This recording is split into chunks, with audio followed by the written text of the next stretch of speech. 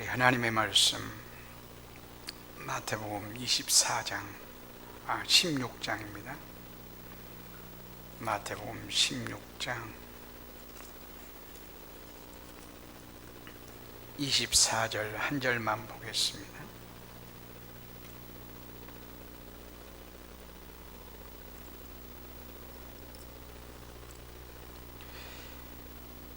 신약성경 28쪽 마태복음 16장 24절. 이에 예수께서 제자들에게 이르시되 누구든지 나를 따라오려거든 자기를 부인하고 자기 십자가를 지고 나를 따를 것이니라. 아멘. 우리 기도하시겠습니다.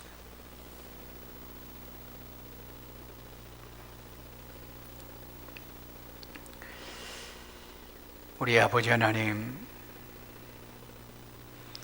그리스도 예수 안에서 우리를 구원하시고 영광스러운 하나님의 자녀 삼으셔서 이렇게 주님을 사랑할 수 있도록 은혜 베풀어 주신 것을 참 감사합니다. 우리의 일상의 삶 가운데서도 때를 따라서 돕는 은혜 베풀어 주신 것을 감사합니다.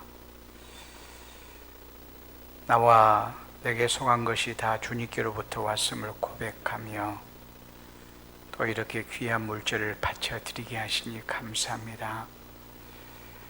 우리 하나님, 이 시간에 하나님의 말씀을 바르게 잘 전하게 하시고 말씀을 듣는 자들은 학자의 귀가 되어서 말씀을 잘 받고 이 말씀이 삶이 되게 하시고 삶이 예배가 되는 이런 놀라운 축복이 우리에게 임하기를 원합니다. 코로나19로 인해서 여기에서부터 땅끝까지 참 힘들고 어려운 현실 속에 있습니다. 인간의 연약함을, 인간의 악함을 고백하고 인정합니다. 우리 하나님 불쌍히 여겨 주옵소서. 주님의 은혜 아니면 한순간도 살 수 없음을 고백합니다. 주님만을 의지하며 주님을 사랑하며 주를 섬길 수 있는 복을 허락하여 주옵시고 우리 하나님께서 은혜 베풀어 주옵시기를 원합니다. 감사합니다. 예수님의 이름으로 기도드리옵나이다. 아멘.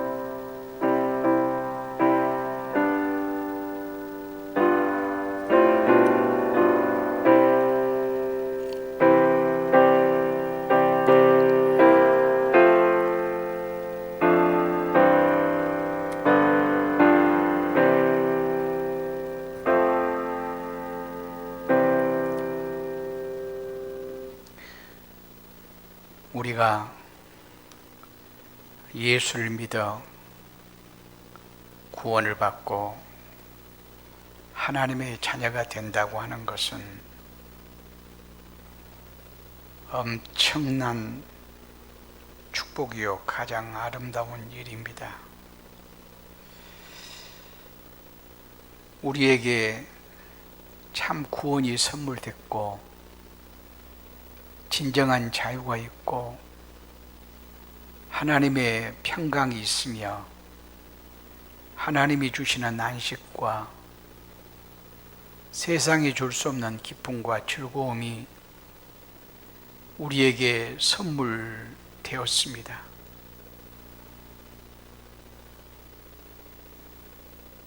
이러한 은혜가 우리에게 주어졌지만 이와 함께 제자로서의 길, 제자의 삶이 요구되기도 합니다. 오늘 본문의 말씀 보면 예수님께서 제자들에게 말씀하시기를 누구든지 나를 따라오려거든 자기를 부인하고 자기 십자가를 지고 나를 따를 것이라. 나를 따라오려거든 나를 따를 것이라. 이 말씀은 예수를 믿는 자들은 제자의 삶을 살아야 될 것을 말씀하고 있는 것입니다. 그리스도의 진정한 제자, 제자다운 제자가 되기 위해서는 그러면 어떻게 해야 될 것인가? 자기 십자가를 지라, 이렇게 말씀합니다. 자기 십자가를 지려면 전제되어야 될 것이 뭔가? 자기를 부인해야 될 것을 말씀합니다. 예수 믿는 사람들은 그러니까 진정한 예수님의 제자 되어야 되고, 제자 되려면 자기 십자가를 지어야 되고, 십자가를 지려면 자기를 부인할 수 있어야 된다, 그런 말씀입니다. 참된 제자가 되기 위해서 자기를 부인한다는 말은 무슨 말인가?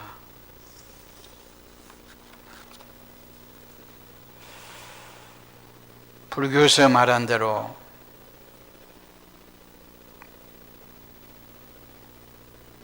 세속을 떠나 무아지경에 이르는 해탈 같은 것을 말하는가? 결코 그러지 않습니다. 자기 존재를 부정한다는 말인가? 그렇지도 않습니다.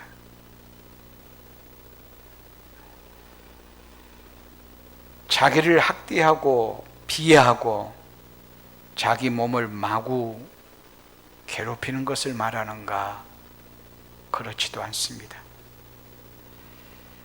중세 기독교에서는 자기를 부인하는 것을 잘못 오해해서 세상을 완전히 등지고 수도원으로 들어가서 운동 생활을 하며 고통을 스스로 체험하는 것으로 착각을 했습니다. 이런 금욕적인 생활을 자기 부인이라고 하는가? 그렇지도 않습니다. 사실 우리는 하나님의 형상으로 지음 받았고 예수 그리스도로 말미암아 구원받은 하나님의 자녀, 천하보다 더 귀한 존재들입니다. 이 사실을 항상 기억해야 됩니다. 그러면 자기를 부인한다는 말은 무슨 말이냐? 이렇게 말한다면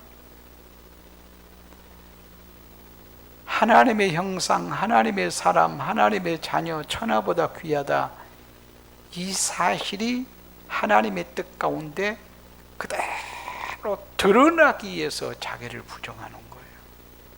자기를 부인하는 거예요. 자기 부인이라는 것은 한마디로 말씀드리면 그리스도 밖에 있을 때 죄악된 삶을 사는 것을 내려놓는 것을 말해요. 그러니까 그리스도 밖에 있을 때 모습에 대해서 에베소서 2장 1절 이하의 말씀 보면 육체의 욕심과 세상의 풍습을 쫓아서 사는 자라고 말해요. 세상의 풍습을 쫓아서 한다는 말은 철저하게 세상 중심적이라 그 말이에요. 사람 중심적이라 그 말이에요. 자기를 부인한다는 말은 세상 중심, 사람 중심이 아니라 하나님 중심 돼야 된다 그 말이에요. 그리고 자기의 욕심을 따라 산다는 말은 철저하게 자기중심적이라는 말인데, 자기 중심적이어야 되는 것이 아니고 하나님 중심적이 된다, 이것을 자기 부인이라 이렇게 말씀할 수가 있습니다. 다시 말하면 죄에서 떠나야 돼요. 죄라고 하는 것은 요한복음 시편 14편 1절 말씀 보면 하나님이 없다. 이게 죄예요. 이게 가장 큰 죄이면서 하나님이 없다 하는 데서부터 모든 죄가 자라가기 시작해요. 그런가 하면 이사야 53장 6절 말씀 보면 죄란 무엇인가? 우리는 다 양 같아서 그릇 행하여 각기 제 갈 길로 갔거늘, 각기 제 갈 길로 가버리는, 그러니까 하나님 없다고 하나님 떠나서 내 마음대로 사는 것이 죄라고 말이에요. 이것은 아담의 범죄가 바로 그래요. 아담의 범죄 현상은 선악과 따먹는 거였어요. 선악과 따먹는 것이 왜 죄가 되는가? 하나님의 말씀에 불순종이에요. 하나님의 말씀에 불순종은 뭐냐? 하나님에 대한 불신앙이에요.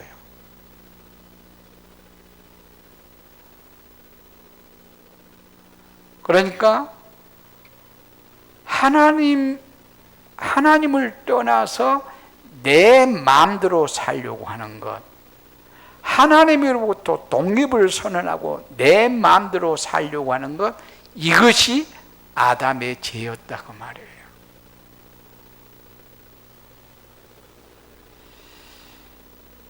이런 죄를 범하지 않는 삶이 자기를 부인하는 삶이에요. 곧 방금 그런 현상이 어떻게 드러날까요? 자기 중심적이고 세상 중심적인, 철저하게 하나님 중심적이어야 될 것인데 자기 욕심과 세상의 풍습을 쫓아서 사는 모습이 죄라, 죄악된 현상이라 이렇게 말씀할 수 있겠고, 자기를 부인하라는 말은 자기 욕심을 따라 살지 마라, 세상의 풍습을 쫓아서 살지 말라, 이러한 의미의 말씀이기도 합니다. 인간은 철저하게 자기 중심적으로 살려고 하는 그런 죄의 본성을 가지고 있어요. 그러나 그렇게 하면 가정도, 이 사회도, 교회도, 우리의 속한 모든 것이 다 무너지게 돼 있어요. 하나님 중심적이어야 되고 이타적인 심정을 우리가 가져야지. 그렇지 않으면 이 사회도, 교회도, 가정도 무너지게 되었다고 하는 사실입니다. 참된 제자가 되기 위해서는 자기 십자가를 지라, 이렇게 말씀하고 있어요. 이 자기 십자가는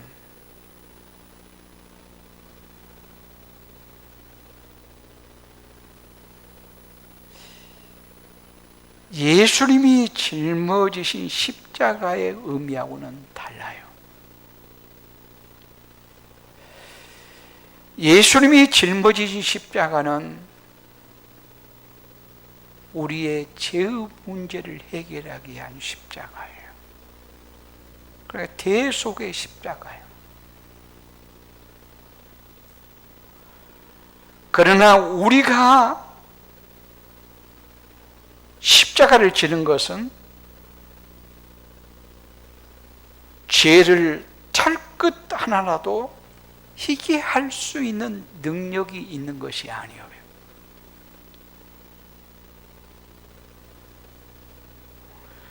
그런 의미에서 예수님이 지신 십자가와 우리의 십자가는 다른 의미를 가지고 있다, 이렇게 말씀할 수가 있습니다. 그런데 우리는 이 땅에서 살다가 좀 힘들면, 짐이 되고 고통스러우면 이게 십자가다 이렇게 말하는데, 그건 또 십자가라고 말할 수 없어요. 남편이나 자녀를 두고 남편이, 자녀가, 친구가, 누구가 나의 십자가 안에 이렇게 말하는 것은 맞지 않는 말이에요. 오늘 본문에서 말씀하는 십자가는 예수 그리스도를 믿고 따르는 데 수반되는 희생적인 삶, 불이익당하는 것들, 핍박, 예수님 때문에 고통을 받는 것, 이러한 것들을 우리가 짊어져야 될 십자가라고 이렇게 말씀해요. 그러니까 예수 그리스도와 관련된 일이며 우리의 신앙과 관련된 일이라 이렇게 말씀할 수가 있어요. 그러니까 내가 잘못해놓고 당하는 괴로움을, 아니 일반적인 고통을 십자가라고 말하면 안 된다고 말해요. 예수 그리스도를 믿고 믿는 믿음 때문에 불이익을 당한다면, 핍박을 당한다면 이게 십자가예요. 진리 안에서 죄와 타협하지 않아서 우리가 고통을 당한다면 이게 십자가예요. 하나님의 뜻을 따라서 이웃을 사랑함 때문에 우리가 고통을 당한다면 이게 바로 십자가예요.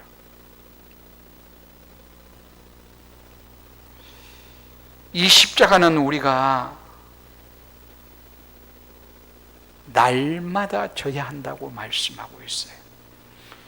오늘 본문의 말씀과 병행 구절인 누가복음 9장 23절 말씀 보면 이렇게 말씀해요. 또 무리에게 이르시되 아무든지 나를 따라오려거든 자기를 부인하고 날마다 제 십자가를 지고 나를 따를 것이니라. 날마다 제 십자가를 지라라고 이렇게 말씀하고 있어요. 날마다 제 십자가를 지라라는 말씀은 항상 늘 끊임없이, 중단 없이, 쉼 없이 날마다 이런 의미를 가지고 있어요. 그러니까 모든 공간에서, 모든 시간에 좀 확대시키면 우리가 죽을 때까지, 더 나아가서 예수 그리스도께서 다시 오시는 그날까지, 우리 생명 다하는 그날까지 우리가 감당해야 될 십자가라 이렇게 말씀할 수 있어요. 그러니까 예수 믿으면 십자가가 없고 그저 행복하다고 말하는 것이 아니라 예수를 믿으면 우리가 감당해야 될 십자가가 있다. 이것을 바울은 그리스도의 남은 고난이라고 말해요. 그리스도의 남은 고난이라는 말은 예수 그리스도를 믿는 그 믿음 때문에 당하는 불이익과 핍박과 고통들, 이러한 모든 것들을 그리스도의 남은 고난이라 이렇게 말씀하는 거예요. 이 십자가, 이것은 자신들이 지어야 돼요. 자기 십자가를 지라라고 말씀해요. 자기 십자가를 지란 말은 다른 사람이 대신해 줄 수 없다고 말해요. 누구에게 맡겨서도 안 된다고 말해요. 나의 부모가, 나의 형제가, 나의 자녀가, 아니 어느 성도가 내가 감당할 십자가를 져주는가? 그렇지 않는다고 말해요. 반드시 내가 감당해야 될 십자가가 있어요. 이것이 때로는 굉장히 크게 보일 때가 있어요. 크게 보이는 이유가 뭐냐 하면 다른 사람과 비교하니까 그래요. 저 사람과 나를 비교하면 내가 감당해야 될 짐이 너무 무겁네. 나는 왜 이렇게 고통을 당해야 돼? 나는 예수님, 저 사람도 예수 믿고 나도 예수 믿는데 저 사람이 예수 믿음 때문에 당하는 고통보다 내가 예수 믿음 때문에 당하는 고통이 훨씬 크네? 이렇게 생각될 때도 있어요. 그러나 이것은 하나님이 우리를 사랑 안 해서가 아니고 그만큼 하나님께서 우리를 사랑하심이고 나의 능력을, 힘을 인정하는 것이라 이렇게 말씀할 수가 있어요. 그러니까 우리가 감당해야 될 십자가, 하나님께서는 능히 감당할 수 있는 그 힘과 능력을 주시는 분이시다 라고 하는 사실이에요.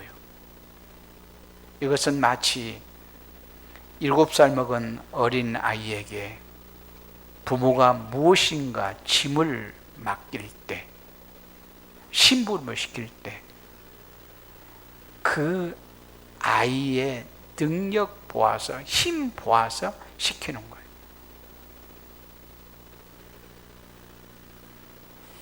열 살 먹은 아이에게는 10살 먹은 아이가, 이 아이가 어느 정도 힘이 있겠구나 알아서 짐을 맡기고,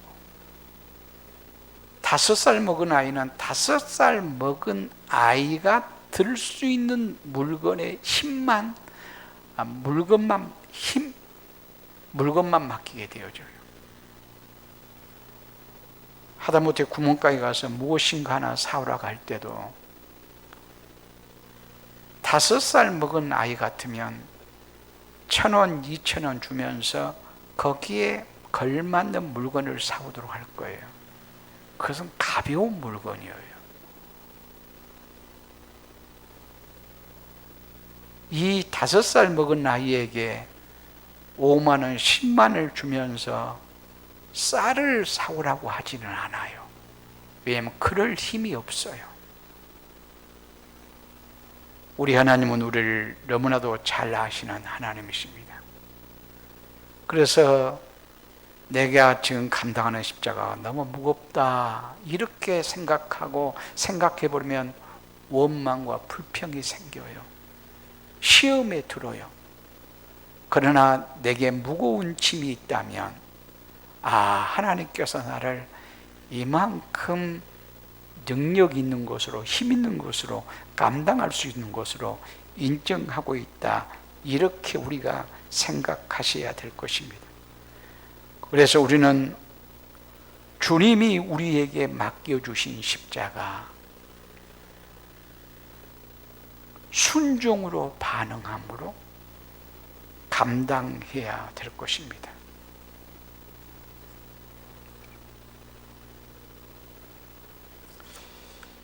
십자가를 진다, 이것은 자기를 부인하는 것도 십자가 지는 거예요. 자기를 부인하기가 너무 힘들거든요.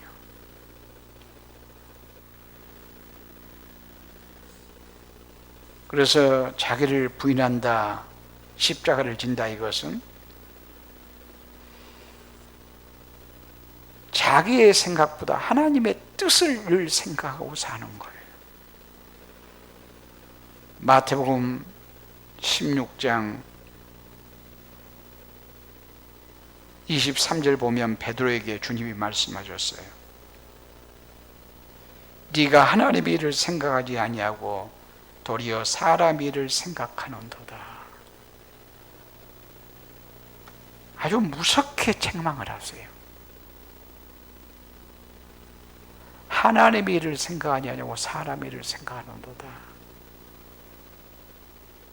어떤 건을 가지고 이 말씀하느냐면 예수님이 십자가에 죽을 것이라고 말씀하세요. 그러니까 베드로가 붙들고 예수님, 절대로 예수님의 그런 일이 임할 수 없습니다. 이럴 때 주님이 책망하시면서 너희가 하나님의 일을 생각하지 아니하고 사람 일을 생각하는도다, 이 말씀하시면서 책망하셨어요. 이게 곧 하나님의 뜻은 생각하지 아니하고 사람의 뜻만을 생각하고 사는 것이, 자기 중심적인 것이 십자가 안 지는 것이라 라고 이렇게 말씀할 수가 있어요. 자기를 부인하며 자기 십자가를 지고 사는 아주 멋진 한 사람을 소개한다면 이용규 선교사님 이라고 말하고 싶습니다. 이분은 서울대를 졸업하고 하버드 대학을 졸업하고 나서 몽골 선교사로 헌신을 했습니다. 어찌 보면 몽골 선교사 하는데 서울대학이 꼭 필요한 것도 아니고 하버드 대학이 꼭 필요한 것도 아니지만 이분은 서울대 하버드를 졸업하고 몽골 선교사로 가서 정말 서울대 하버드 대학 졸업한 것을 참 그 지식을 신앙 안에서 잘 일구어서 아름답게 사용하게 되어져요. 그러면서 그분은 내려온 놈이라는 책을 써요. 그리고 실제 이 내려놓음의 책은 자기를 부인하고 자기 십자가를 지는 자의 삶의 모습이라고 말할 수 있어요. 이는 마치 바울이 예수 그리스도를 믿고 예수 그리스도를 아는 것이 가장 고상해서 세상의 모든 것을 배설물처럼 여기는 심정으로 선교에 헌신했다고도 말할 수 있어요. 그러면서 그분의 책을 보면 이런 글이 있어요. 아직도 마음 깊은 곳에 포기하지 못한 것이 있는가? 힘들어도 끝까지 버리지 못하고 붙잡고 있지 않는가? 우리의 삶 가운데 이것만은 건드리지 말아 달라고 막는 영역이 무엇인지 헤아려 보아야 할 것이다. 예수님의 발 앞에까지 가지고 갔으면서도 깨뜨리지 못하고 여전히 두 손으로 붙들고 있지는 않는가? 그러면서 하는 말이 나는 상처받기 싫다. 내 체면도 좀 생각해달라. 나도 영광을 같이 받고 싶다. 나도 적당히 누리고 싶다. 이렇게 말하고 있지 않는가? 그럴 때 하나님은 단호하게 말씀하신다. 네 안에 네가 너무 크면 내가 들어갈 수 없다고 말씀하신다.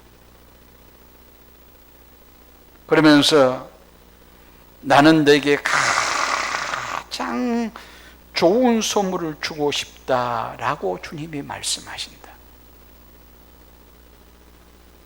주님이 가장 주고 싶은 좋은 선물이 무엇일까요? 그건 바로 주님 자신이십니다. 주님이 우리에게 가장 좋은 주님 자신을 우리에게 주고 싶은데 곧 주님 자신을 우리에게 주고 싶단 말은 우리 안에 거하고 싶으신데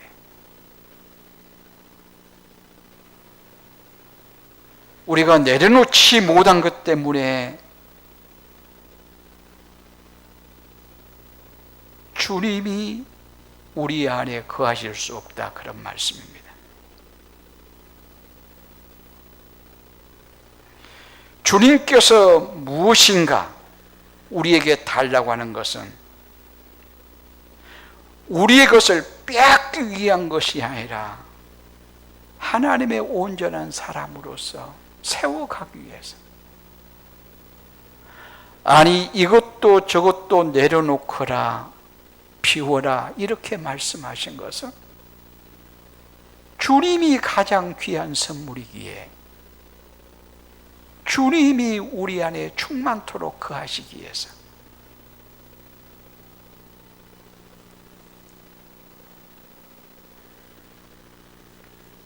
그러니까 주님의 진정한 축복은 뭔가 우리의 내려놓음이다. 우리가 자기를 부인하고 자기 십자가를 지는 것이라고 이렇게 말씀할 수가 있을 것입니다.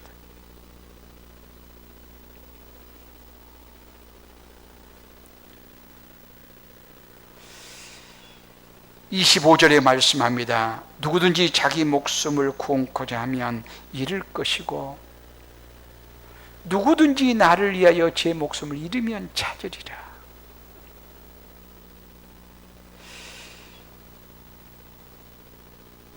그러니까 주님을 위해서 목숨을 잃으면 오히려 찾고 얻고, 내 욕심을 위해서 무엇인가 하려고 하면 다 놓쳐버린다고 하는 사실을 말씀하고 있어요. 예수님을 위해서 자신의 의지를, 자신의 무엇인가 욕심을 내려놓고 희생하라고 하는 의미의 말씀입니다. 우리는 오늘 본문에서 말씀한 대로 예수님의 제자가 되는 길, 오직 십자가 지는 길이고, 십자가 지려면 자기를 부인하는 일이 먼저 전제되어야 된다고 하는 사실입니다. 십자가는 소극적으로 그저 견디어내는 정도를 말하는 것이 아니라 적극적으로 지는 것입니다. 내가 감당해야 될 것을 감당하는 것이 십자가라, 그런 말씀입니다. 하나님의 뜻을 알려고 해야 될 것이고, 하나님의 뜻을 알면 내가 무엇인가 손해 되어도 순종하는 대로 나아가야 해요. 하나님이 영광 받으시고 기뻐할 일이라면 내가 아무리 손해가 되어도 순종해야 되고, 하나님이 영광 받지 아니하고 기뻐하지 않는 일이라면 내게 아무리 이익되고 좋은 것이 있어도 포기할 줄 알아야, 이게 자기를 부인하고 자기 십자가를 진 거라, 이렇게 말씀할 수가 있을 것입니다. 말씀을 마치겠습니다. 코로나19는 우리로 하여금 한없이 자신을 내려놓게 하는 교훈을 받을 수 있었으면 좋겠습니다. 자신의 악함을 고백하고 자신의 약함을 인정하며 주 은혜 아니면 살아갈 수 없음을 고백하고 주만 의지하고 바라보며, 또 주만 의지하고 바라본다는 말은 주님의 뜻을 알려고 갈망해야 될 것이고, 주님의 뜻을 알면 순종으로 반응하는 이런 우리 모두가 되어줄 수 있기를 바랍니다. 기도하겠습니다.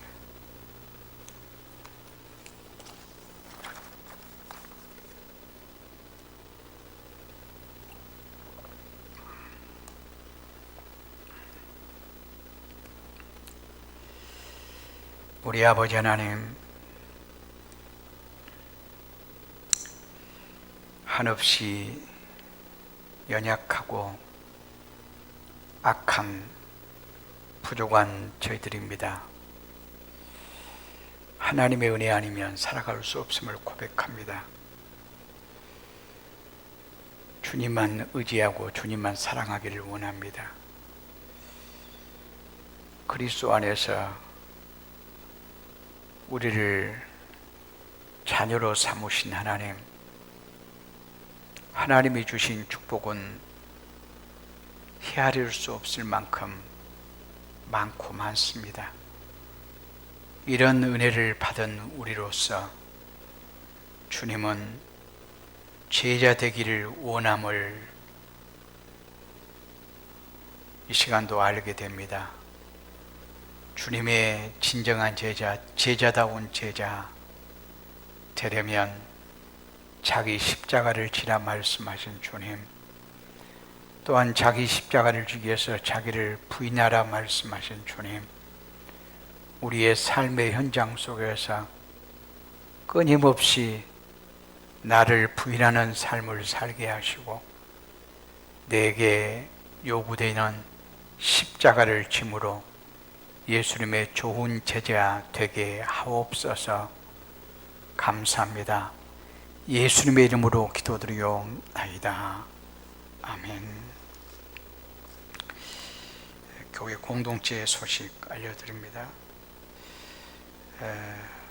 코로나19가 아주 전국적으로 아주 급속도로 확산이 되어지고 있습니다. 어제 아니고 그제 이틀 동안만도 순천 9명, 광양 4명,